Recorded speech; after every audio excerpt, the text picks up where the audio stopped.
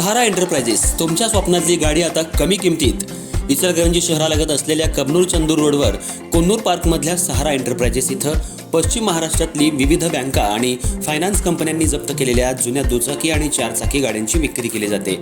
Showroom किमतीपेक्षा 25 ते 50% कमी दरात, उत्तम स्थितीत आणि संपूर्ण कागदपत्रांसह त्वरित डिलिव्हरी. दुचाकी 20,000 पासून पुढं तर चारचाकी 50,000 पुढं.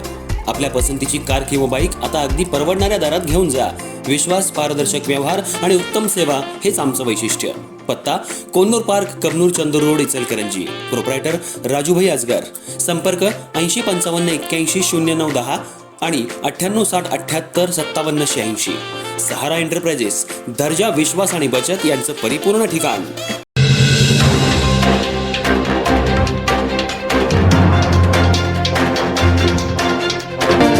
इचलकरंजी शहर हे जगात वस्त्रनगरी म्हणून ओळखलं जातं.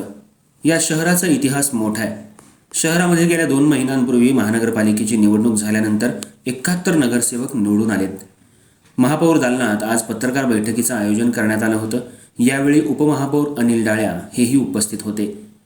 यावेळी पत्रकारांनी शहरातील काही प्रश्न विचारले असता उपमहापौर अनिल डाळ्या पत्रकारांवरच संतापले.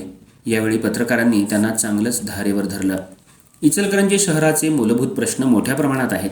यात रस्त्याचे, स्वच्छतेचे, आरोग्याचे प्रश्न मोठ्या प्रमाणात आहेत. महानगरपालिकेची निवडणूक पार पडली. जनतेनं विश्वासानं नगरसेवकांना निवडून दिले. महापौर दालनात आज पत्रकार बैठकीचं आयोजन करण्यात आलं होतं.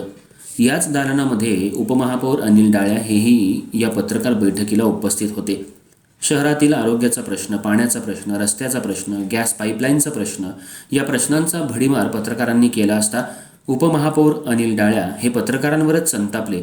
काहीतरी पॉझिटिव्ह शहरासाठी लिहा आणि दाखवा असा उलट प्रश्न त्यांनी पत्रकारांनाच केला. यावर पत्रकारांनीच उपमहापौर अनिल डाळे यांना चांगलंच धारेवर धरलं.